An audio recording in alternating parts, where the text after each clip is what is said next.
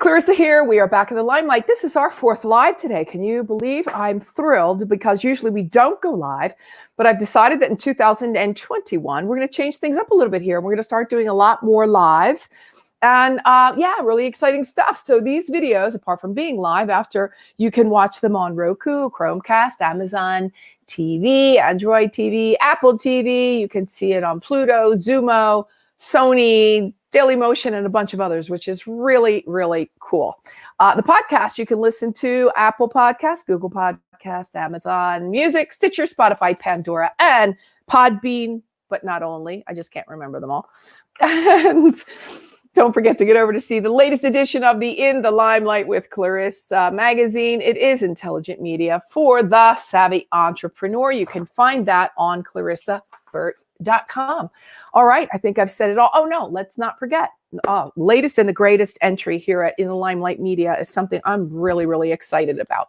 And that is my collaboration now with mynewsdesk.com. Yes, you're going to want to know about mynewsdesk.com because I've been using them and they have really changed the trajectory of my business. This is for PR releases, news releases.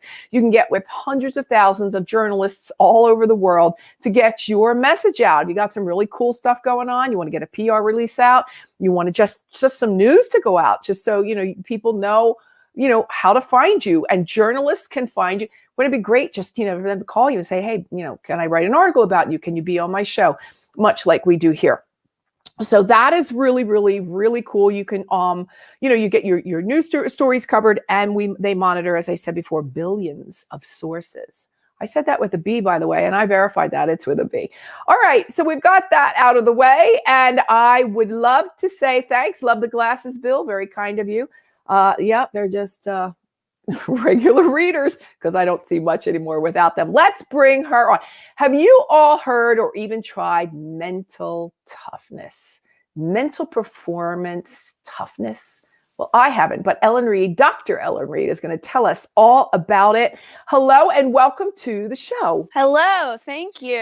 So cool to be talking about mental toughness. You are a mental toughness expert. You work with Dr. Jason Selk. Tell us first about him and his work, and then we'll get to yours a second. Yes, absolutely. So Jason Selk, I've been working with for, close to 15 years. He actually kind of got his big start as the director of sports psychology for the St. Louis Cardinals. He started with the Cardinals when they won the World Series, and it had been, I think 20 years since they had won a World Series. Wow. And so it was really exciting. Then he wrote a best-selling book on sports psychology called 10-Minute Toughness. Right. And then, people started to notice that, and Jason started to notice that, these fundamentals that work so well with athletes really work just as well, if not better, with business professionals, right. And really anybody. So these fundamentals that he developed really started to kind of take off with people other than athletes. And so, Jason really has spent years and years and years studying highly successful people. Mm-hmm. And working with highly successful people. And so he, through studying these people, he began to notice, kind of a common thread. And that common thread was that these people that have sort of achieved these kind of superhuman levels of success have really seemed to have this quality where they were able to keep their minds focused on solutions, especially in the face of adversity. Mm-hmm. And so that focus on solutions is really what set them apart. And so that is mental toughness. That is relentless solution focus. And that's right. The way that we define it, is the mind's ability to stay focused on solutions, especially in the face of adversity. The problem, right? Yes, and not absolutely, the problem, right? Absolutely. So I really love, you can see down on the ticker, it's jasonselk.com if you want to jump over there and take a look. But I love the word relentless. Yes. And he uses the relentless pursuit of greatness, developing the mental toughness for peak performance. Really good stuff. And, not always an easy task, Ellen. No, yes, absolutely. And, I think the word relentless is crucial because it's easy to be solution focused when your first solution works, right? Right. Or you Right. come up with something and you try it and it happens to work. But how Right. often does that happen? Yeah. We're living in the real world, right? And we deal with Sure. real problems. And so the relentless piece of it is critical. And continuing to get your mind on, okay, what's one thing I can do that could make this better? What's So one you add inch of improvement?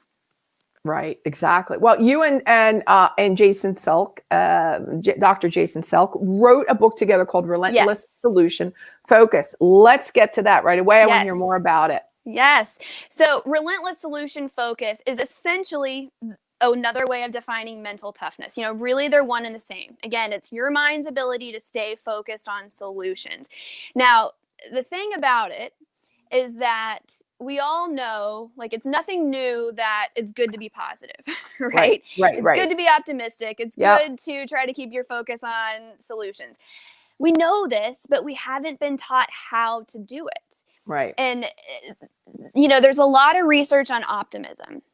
Optimism has been really heavily researched. And, the findings are very clear that optimistic people are happier, they're healthier, they're more successful. They have better, more lasting friendships. The benefits of optimism really kind of go on and on.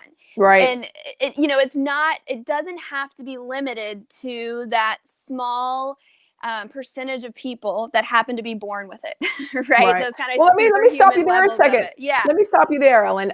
It's a great word, and I love optimism, just like relentless. I love optimism, but it has been really difficult to be optimistic this last year for all the reasons we know.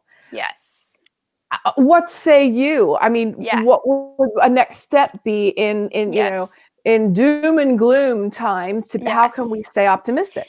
Yeah. Well, and it's hard to stay optimistic even in normal times, and let alone in 2020, now I moving into was going to go there. 2021. Yeah. Yeah. So Yeah. for even in normal times, for normal people, we have what's called problem-centric thought, where our brains go to the problem first. We focus on the problems first. It's just the way we're wired. It's just the way we're designed. And if you think about it, are you the kind of person, or any of us the kind of people, who do, 99 things right in a day and one thing less than perfectly?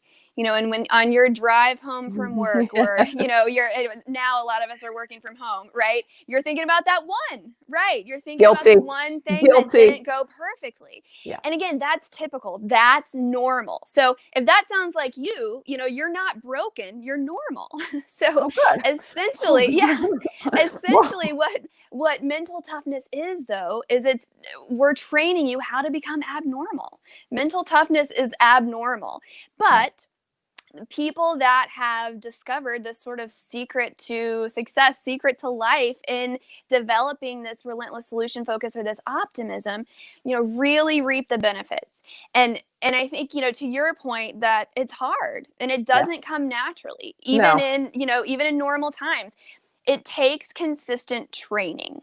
And that's the key. That's the key. So when's the time in someone's life where, it's the time to say, I need to work with Ellen, Dr. Selk. I need to start working on, this pursuit of greatness. And I know it's going to be hard, but I'm going to do it. What is it? Is it going into adversity, while you're in adversity, as you're coming out of adversity? When's the best time? Well, I think all of the above. I think I wish I had a more exciting answer for that, but I think all of the above. Some people seek us out when they're really struggling in life. And some people seek us out when they're, really there and they just want help getting to that next level. And, that's the thing with kind of the mental side of your game, is that there's really no end point to it. Right? Like, it's not like you develop mental toughness and then you check it off your list and then you go about your life. Right. It takes consistent work. And the good news, though, is that the work really doesn't take a significant amount of time. We've got a couple tools outlined in our book that all in all take less than 3 minutes a day to complete. So it's not about devoting a lot of time. It's about the consistency of doing the things that are going to rewire your brain. Take advantage of your brain's neuroplasticity. The ability. So let me ask you this. Yeah, go ahead. I understand. So would someone work on one issue, problem at a time? Or is this really more of an overarching sort of approach to, well, while I'm in it, I might as well work on my marriage. I'm going to work on, my body. I'm going to be working on my business. Or is it one thing at a time? So I think the answer is both. I think the Relentless Solution Focus is a framework for how to attack your problems, one problem at a time, 1 inch at a time. And so there's a tool in the book that Jason has kind of coined as the Relentless Solution Focus tool. And the tool comes in the form of a question. And I think anybody out there that's watching or listening should write this down because this can really help you. And that question is, what's one thing I can do that could make this better? What's one thing I can do that could make this better? It's so simple, right? It's so simple. But when we just try to tell ourselves, well, I'm just going to try to be more positive and I'm just going to try to be more optimistic. It's really tough to do without a concrete tool to teach us how to and redirect our focus. So when you catch yourself focused on a problem, whether that being a problem in your marriage or a problem at work or a problem with your kids or, whatever it is, when you catch yourself feeling negative emotion associated with your brain being focused on a problem, use that question. You keep it where you'll see it. Put it on your nightstand. Put it on your mirror. Right. So everybody, we're talking to Dr. Ellen Reed. The book is Relentless Solution Focus. Where can we find that, Doctor? Amazon. If you go to relentlesssolutionfocus.com, it'll take you to a few different sources that you can go right to getting the book. It will be worth your time. Fantastic. So let's say, great. I want to do this. I'm ready for the change. I'm going to dive in. I'm going to work with Dr. Ellen. What can they expect? Like, what's the first step? Let's walk them through the process a little bit. Yes. So the first thing we do is we develop a framework, right? We've got to have a framework that we can work from so that we know whether we're moving in the right direction, and that framework involves a couple different things. It involves establishing a vision, where you want to be in life, more in the short term, but also in the long term, 5 to 10 years down the road, where do you want to go? Because if you don't know where you want to go, you have a really small chance of getting there. You need a map, right? Yes. You need the map. And, we ask some pretty big questions that people a lot of times haven't taken the time to answer because they seem like such big questions. Like, for example, what is your purpose in life? What are your top priorities in life? And, people really have a hard time kind of committing to asking themselves that question because they're afraid of getting it wrong. Yeah. But one of the things that we really stress in the book is do not worry about trying to get it perfect.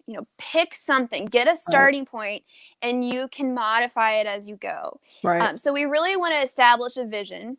And then we establish, what do you need to be doing then on a daily basis to help you achieve that vision? And that's the important part. That's the integrity piece of the framework that we talk about in the book is what do you need to be doing on a daily basis to get there? Is it an honor system or is there an accountability partner? The accountability part. Well, anything that you can do to help yourself be more accountable. I'm a fan of. And there's a tool in the book. It's called the success log. And I think that's such a great question because that's such an important piece of this is the accountability part of it. Sure. And it's like any, we all could probably think of a handful of examples of this in our own lives. You have good intentions about something and you kind of get going on it. And then a few days or weeks into it, you kind of peter out because you haven't established that accountability system. Right. Yeah. That's the New Year's resolution piece, yes, right? Absolutely. And so we've got in the book, there's a tool called the success log. And the success log, again, it takes you 1 minute a day. So it's one of the two kind of big tools in the book that we're going to ask you to do on a consistent basis. But it takes you less than a minute a day to complete, but it keeps you on track. And it keeps you accountable. And it teaches you how to get back on track if you fall off track. And I think you mentioned the New Year's resolutions. Right. And I think this is a really important point, is that many of us are trying to do too much with our resolutions, with our schedules, with with our commitments. We're all overloaded. And when we try to do everything, we don't do any of it well. Yeah. Right. And so a big part of the framework is identifying, hey, what's most important? And let's identify what's most important, and then let's work on nailing that. Right. Wow. Okay. So that would be the first step, is, to get that whole, are they working directly with you? Are there courses and classes, or aside from the book? So the book walks you through the framework, and it walks you through the tools. We do individual coaching as well. We do have some kind of courses available on our website, and contact info on our website. Right. Yeah. So, it's what we try to do with the book is make it so that anyone can do it. Right. We see the effects of this in our clients every day, with, again, people that are really struggling in life, or the people that are, already experiencing a lot of success, that want to get to the next level. Right. And the effects of this are, they're amazing. And we want to get that to as many people as we can, and so that's what, exactly. And so, and you can do it. You may be thinking, the collective you out there may be thinking, but gosh, I just wasn't born with that, that optimism, or that solution focus, or that drive, or that, but ambition, you're worth it. Exactly. Anyone can do this, and it's very simple, and it's a very simple and very concrete process. Yeah. Well, it sure beats, it sure beats the opposite, which is bitching and moaning about your life all the time. Nothing's working and I hate my life. Well, okay, let's work with, Dr. Ellen. And well, and we all have those people in our lives, right? That seem to do that a lot. And the truth of it is that it's really easy for us to kind of pick out when other people are doing that, but it's much harder for us to self-assess when we ourselves are the ones that are focused on the problems. Yeah. It's really good to have that sounding board, to have, that program, the organogram, if you will, all worked out. This is what you got to do. And then work through it with somebody. And I personally agree with you that, the accountability partner, I think, is key. For me, it would be key. Because, I tend to let myself slide. Yeah. I'm tired. I've worked all day. I don't really feel like it. It's cool. I don't want to go work out. I don't, the whole thing. So definitely having accountability partner is key. Absolutely. I'm going to ask without any names, no names, but what do you think it comes to mind when you think of how your work has really so positively affected someone's life? What was that case scenario?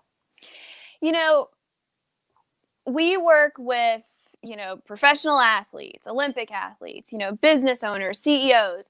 But for me, I think it's the mom or the high school student who's really struggling and experiencing a lot of anxiety and a lot of pressure. Or,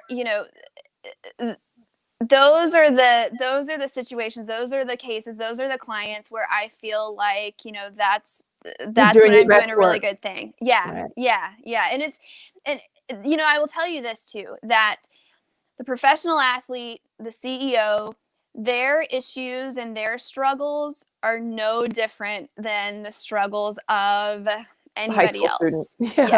Yes. And that's why these fundamentals, I think, are so universal. That's interesting. Our struggles are universal.